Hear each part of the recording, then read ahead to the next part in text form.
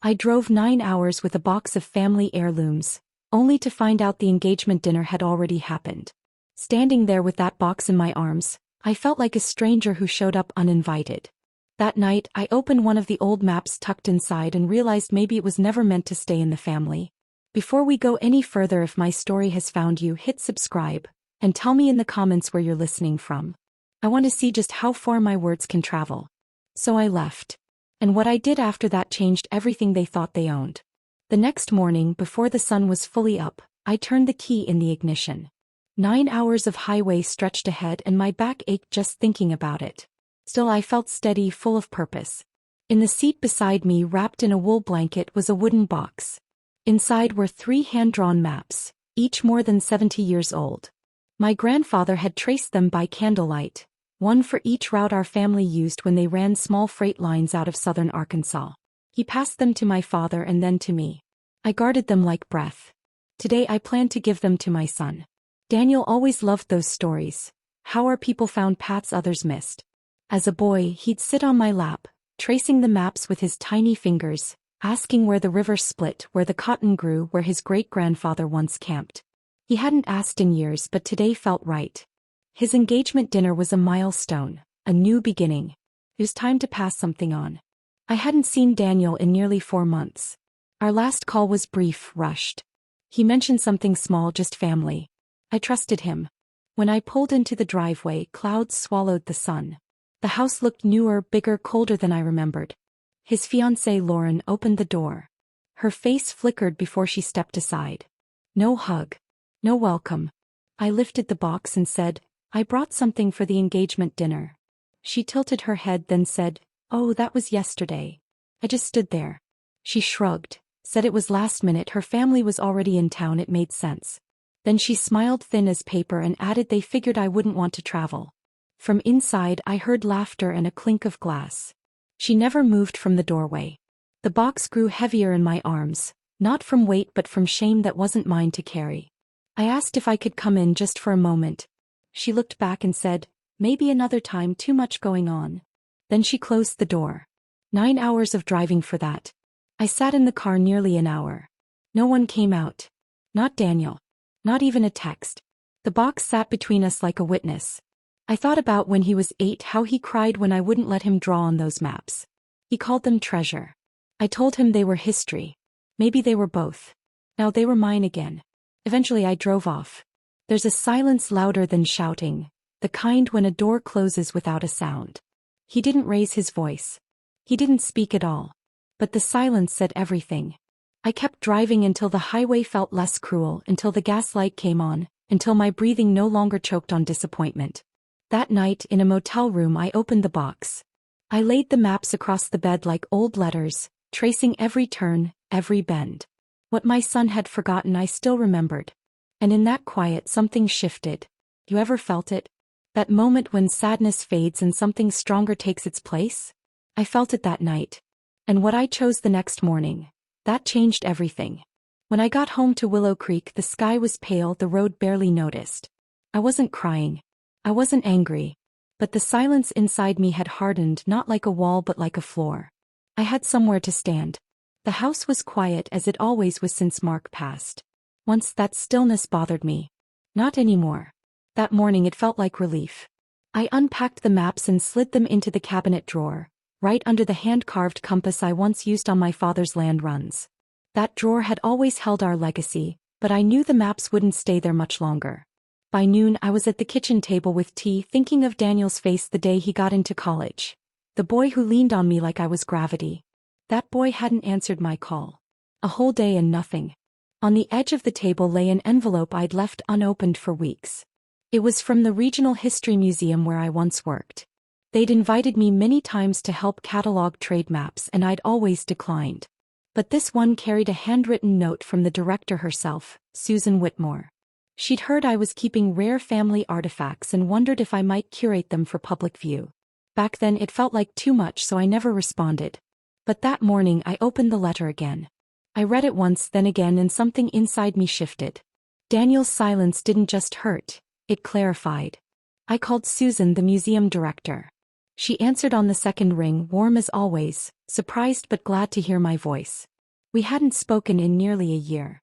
I told her I was reconsidering her offer, that I had 3 maps from the early 1900s, marked with my grandfather's own notes. I was ready to let them live outside my house. She didn't push, didn't rush, just said they'd be honored to take them, and if I ever wanted to come in person they had room. After we hung up, I sat by the fireplace. No flames, just cold stone, watching but never warming. It wasn't only about the maps. It was about how my life had shrunk around my son's needs without me even noticing. The dinners I cooked when he never came, birthdays where Lauren's family filled the room, the $12,000 I loaned them for their real estate firm and never mentioned again. I did it because I believed in him. Because that's what love does. But that love had gone quiet. Not because I stopped feeling it, but because he stopped receiving it. A week later, I walked into the museum's curation wing. The air felt different, clean, careful. Tables with gloves and magnifying glasses, walls lined with artifacts, volunteers moving with quiet purpose. No one there had to pretend to care. They already did.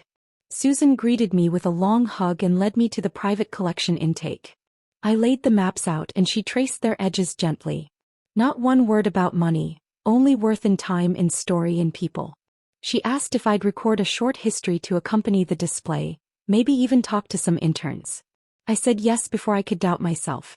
That evening when I drove back into Willow Creek, the town looked warmer. Same streets, same trees, but different in my eyes, like something had been peeled away. At home I cleared out the cabinet drawer. I didn't leave it empty. I placed inside a small brass key once. Used to open my father's cedar chest. The chest was gone long ago, but I'd kept the key. Only then did I realize why. Some things belong to blood. Some belong to memory. But some, like maps, like stories, like silence broken at the right time, they belong to legacy. And I was finished handing that legacy to people who didn't want it. The next morning I took out the trash and passed the corkboard by my fridge. 4 years it held cards, neighbor notes, and photos of Daniel through every stage of his life. Kindergarten, prom, the summer he came back from Idaho sunburnt and grinning. But my eyes landed on the most recent photo from last Thanksgiving when I'd visited Daniel and Lauren. We'd gone to the Arboretum and a stranger snapped our picture. Lauren wore a green scarf, Daniel's hand rested on her back, and I stood beside them, smiling. Except my half had been cut clean away. I stared at it, not in shock but in recognition. That's how erasure starts, not loud but subtle. A seat moved at the table without mention. Stories retold without credit. Memories edited until they fit someone else's comfort. I folded the photo once and tucked it into a recipe book. Not ready to throw it away. Not yet.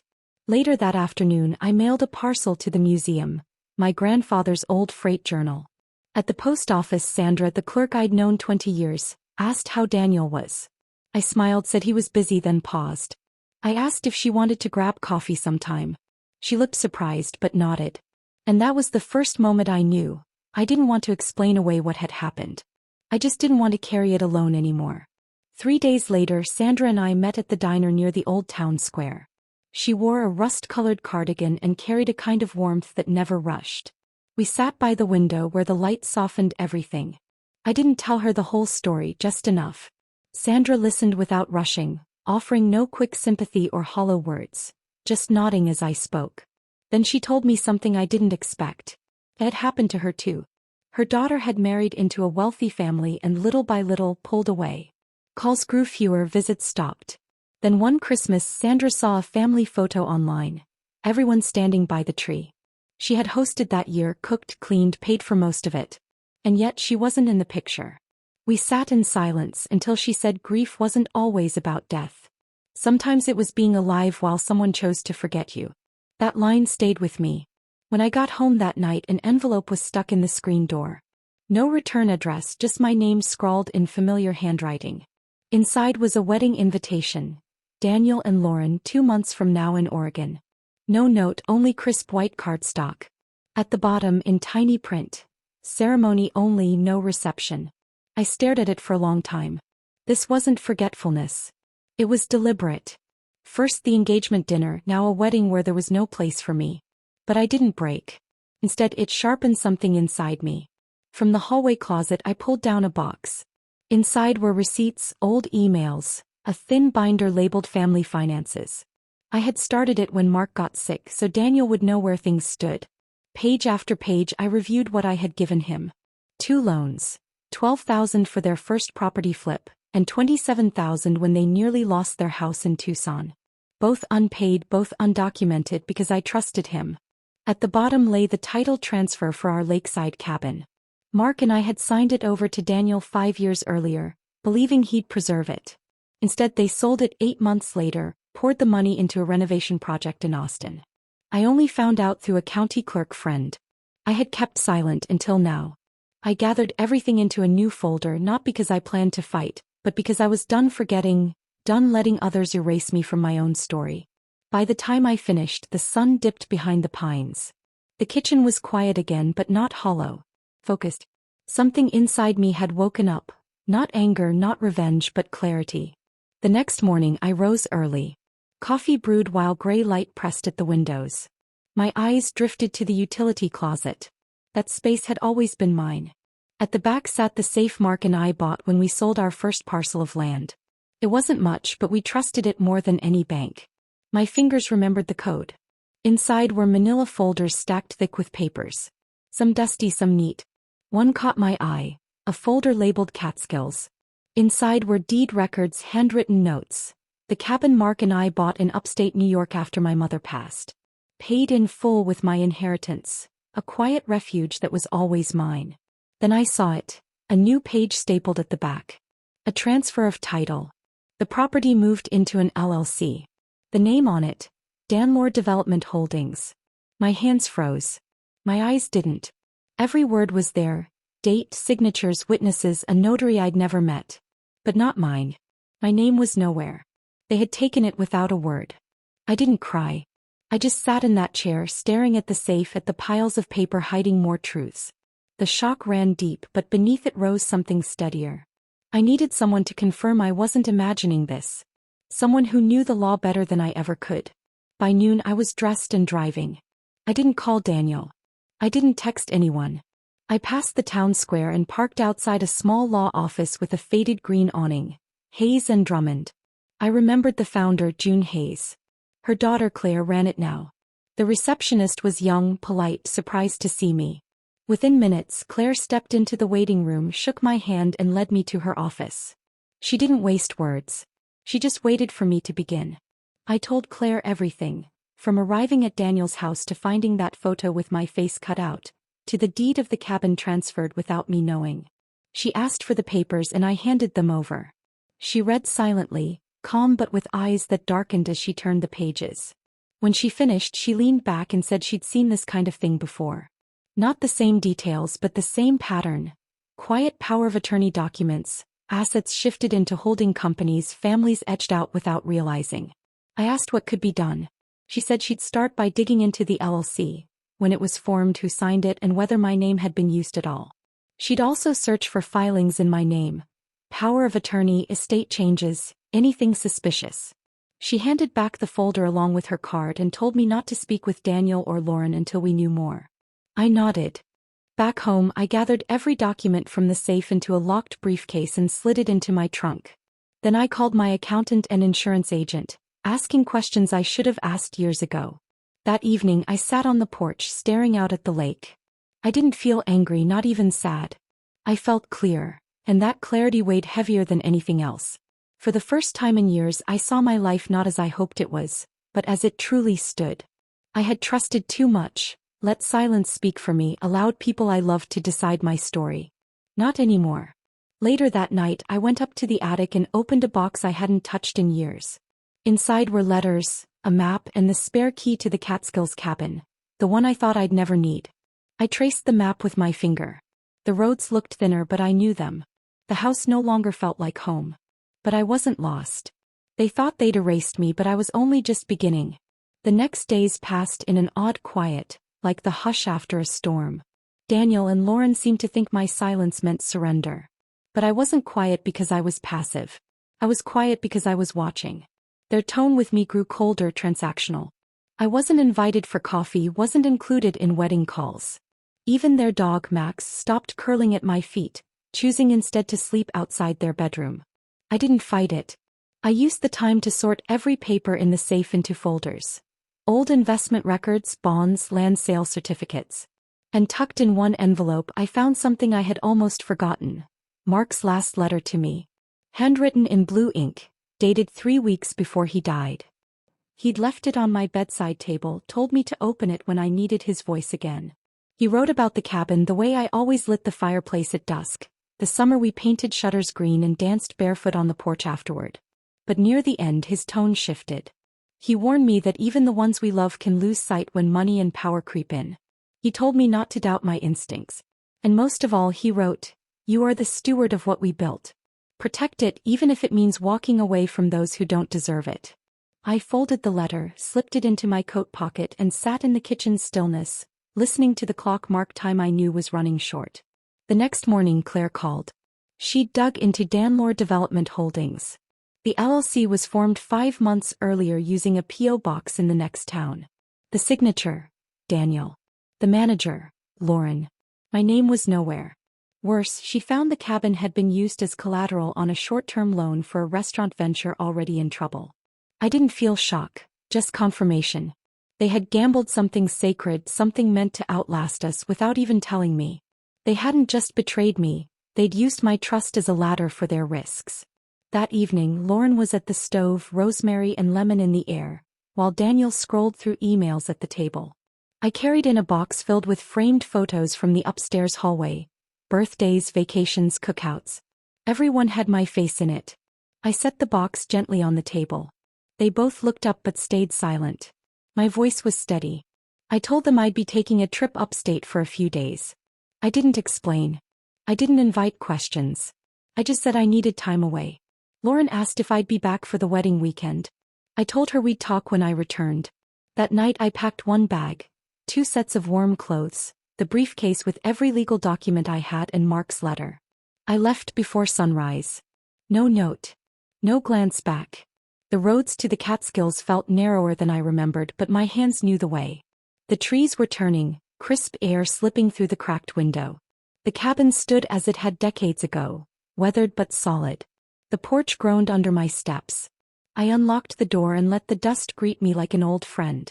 Inside I lit a fire, opened the windows and breathed. For hours I sat with only silence and warmth. Peace lived here, the kind you don't notice until you've been starved of it. That night I slept deeply, the first real rest in months.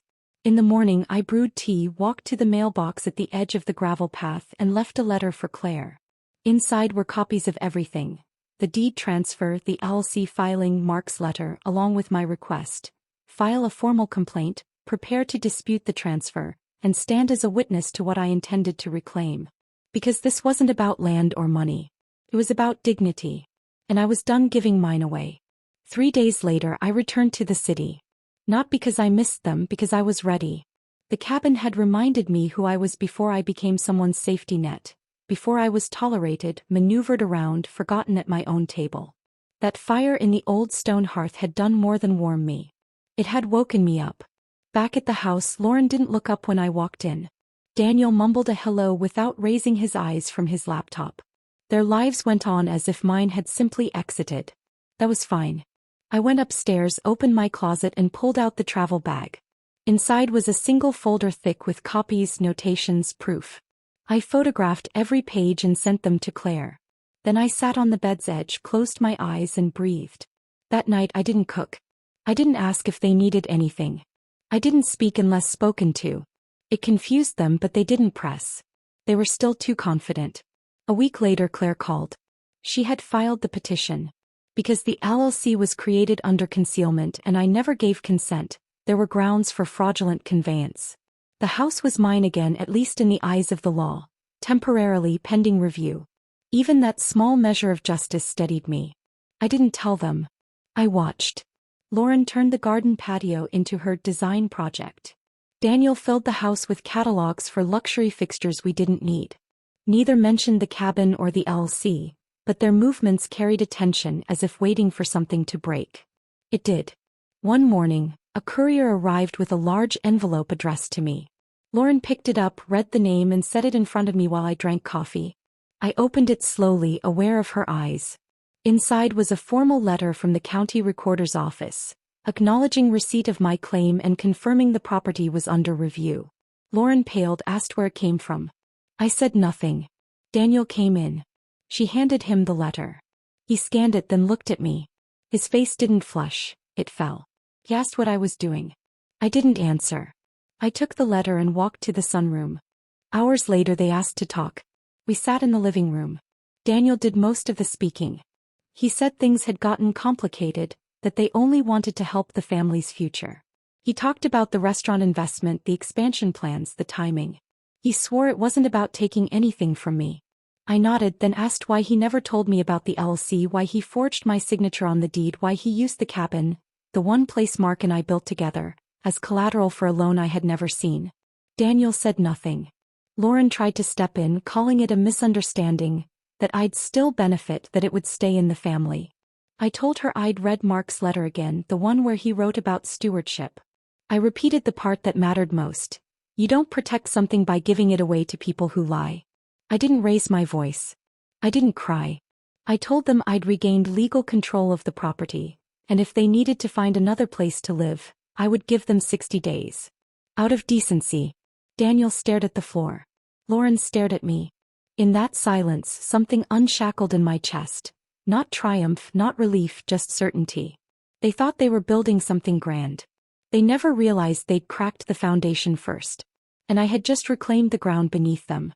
The 60 days passed like a train through fog. Quiet, steady. Boxes stacked near the stairs by week 3.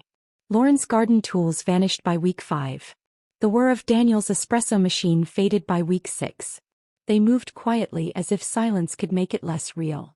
I didn't gloat. I didn't remind them. I kept to my routines. Coffee at dawn, old books, walks around the block. The house air shifted. Not tense anymore. Just hollow. Sometimes I caught Daniel staring like he wanted to speak but couldn't. Lauren avoided me altogether. We coexisted in rooms where nothing was said but everything was known. On day 32 Claire called.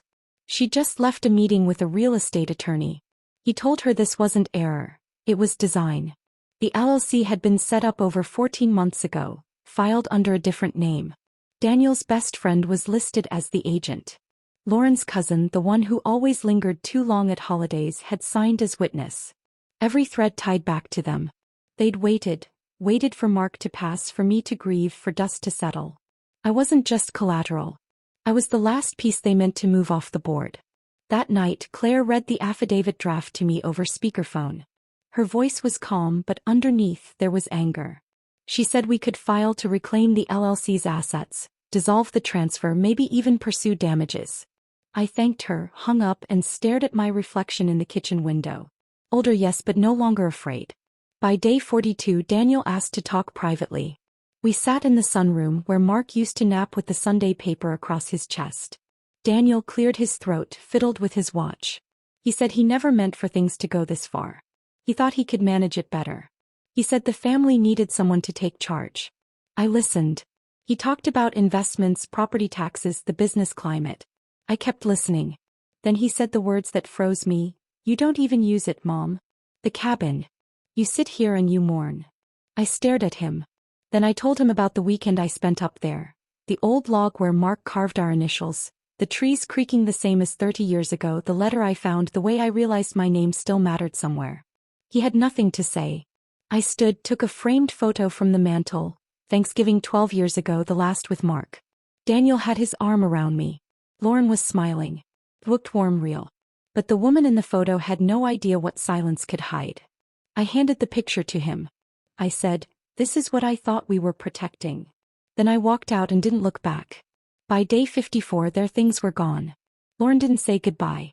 She left a note on the counter, thanking me for letting them stay, hoping one day I'd forgive her. The handwriting was careful, almost childlike. Daniel was last to close the door. He paused at the threshold, looked around once more, then said, "I didn't know what I was becoming." I nodded, shut the door, and locked it for the first time in months. That evening, I sat on the old wooden swing Mark built and listened to the wind move through the trees. The silence felt different now. Not hollow. 2 weeks after they left, the house sounded new. Not empty, fuller.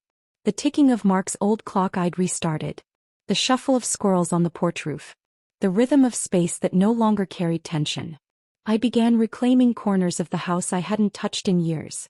The sewing room, not for stitching but for sorting old letters and clippings.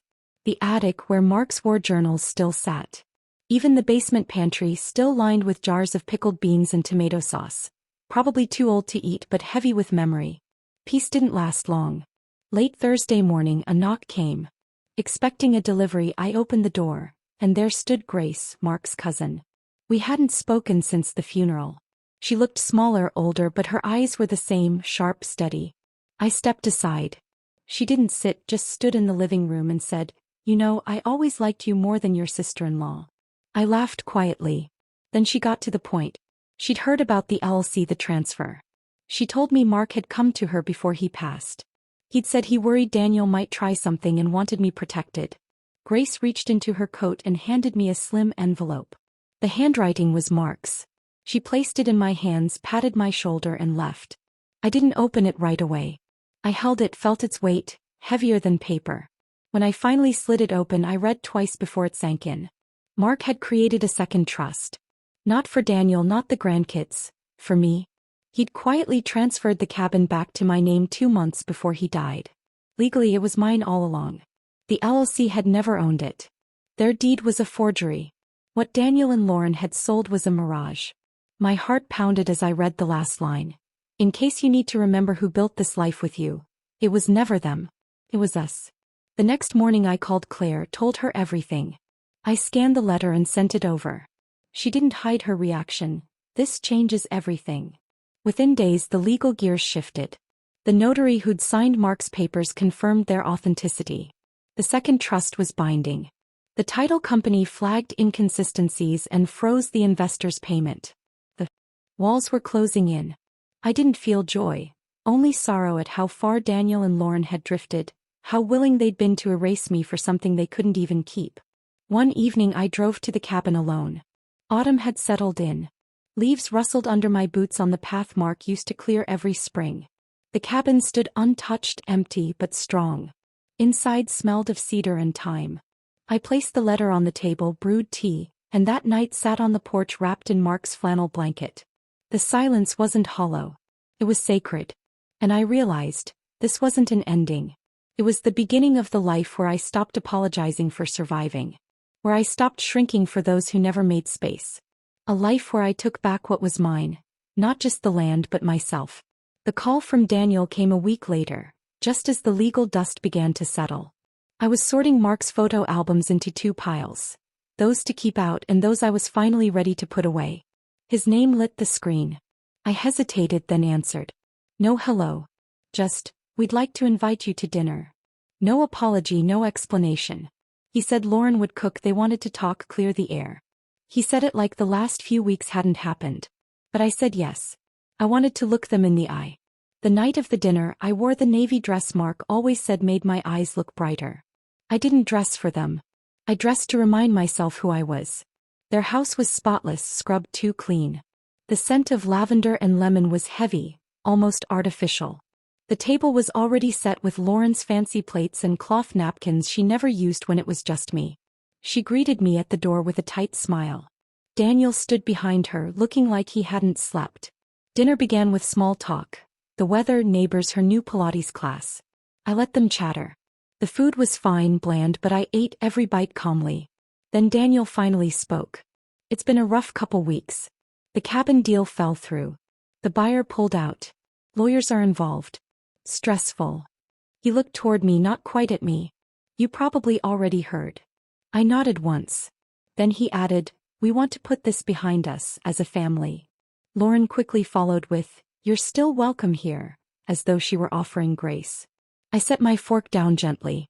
That's kind, I said, but I brought something with me. From my bag I slid across an envelope, not Mark's letter, but a copy of the legal filing Claire had submitted that morning, the one freezing the LLC's assets. Lauren didn't touch it.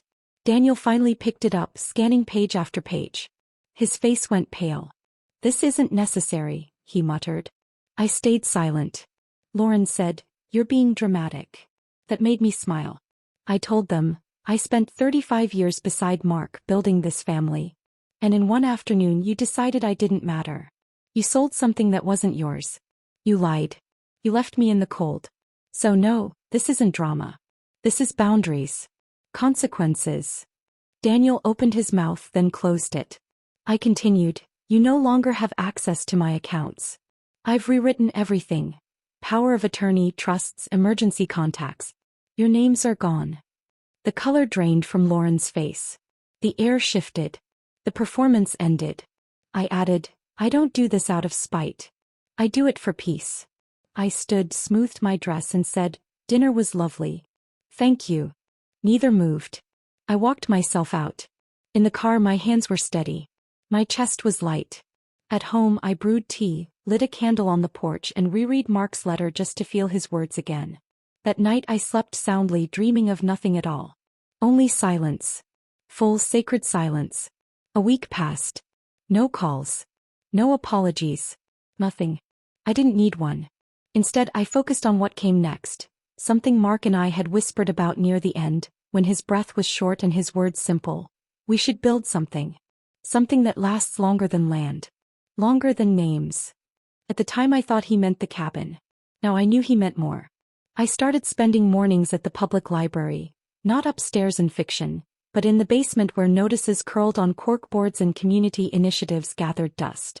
I brought a folder Claire had helped me draft. Legal frameworks, nonprofit templates. I stared until the text blurred and I saw faces instead. Women like me. Women who worked, who gave, who were erased. I thought of Carol, the nurse whose kids sold her car and moved her far from everyone she knew. Of Susan, whose daughter tricked her into signing away her retirement annuity, leaving her with a single room in her own house. I remembered their quiet porch conversations, the way silence carried everything. So I filed the paperwork. The Lena Foundation, named for my grandmother who raised 5 children alone after the war and never once complained, even when she had reason to. Its mission was simple. To educate and empower women over 60 facing financial and emotional manipulation. To give them legal clinics, skills workshops, housing support. A chance to reclaim the lives they thought had passed them by. Claire introduced me to June, a retired accountant edged out of her own practice by her sons. Precise. No tolerance for nonsense. Then came Ellie, a widowed real estate broker whose stepson had forged her signature on a refinance. She helped me find a small office by the bus station. Easy to reach, humble hours. Word spread quickly. First nods from older women at the diner. Then notes slipped into my coat at church. Handwritten letters with no return address. Short, raw, brave. I read every letter. I remembered every word. One came from a woman named Judith. I gave everything to them and now they say I imagined it all. I don't need much. I just want to feel like I exist. I carried her words for days. Our first workshop met on a rainy Saturday. I brought muffins and coffee. 6 women came, one in tears, another with unopened bills. I didn't stand at a podium, I sat with them. I shared enough of my story so they knew I wasn't above them but beside them. At the end, one woman lingered, clutching a photo of her younger self laughing. I haven't laughed like that in years. But today came close. Walking home, soaked and cold, I felt steady in a way applause could never give. The next day Claire called, the court ruled in our favor. But I realized the case wasn't the point. These women, this ripple were. Soon the local paper featured the foundation. Then PBS invited me to speak. I almost turned back at the theater door but Claire's pride pushed me forward. I spoke without notes. About love, loss, betrayal and rebuilding. The applause was soft but true. Daniel later sent a cold letter warning me to stay silent. I didn't answer. I didn't need to. Judith came with lavender muffins whispering, for the first time in years I believed I still mattered. I had already won, not in court but in every workshop, every woman who left taller. They took land, I gave legacy. Weeks later I saw Daniel in a parking lot. No words, just silence, a sentence of its own. At Mark's grave I placed a sunflower and let go. Not freedom but grief walking home. Peace came not from victory but from no longer needing to win. Legacy isn't what's locked away, it's what lives in people. And mine was just beginning. So if you've ever felt erased, sit with this story. Reclaim your peace. Share your words. Someone needs them tonight. And if my story stayed with you, tap that like button and subscribe. It lets me know you're here and it helps this story reach the people who might need it most.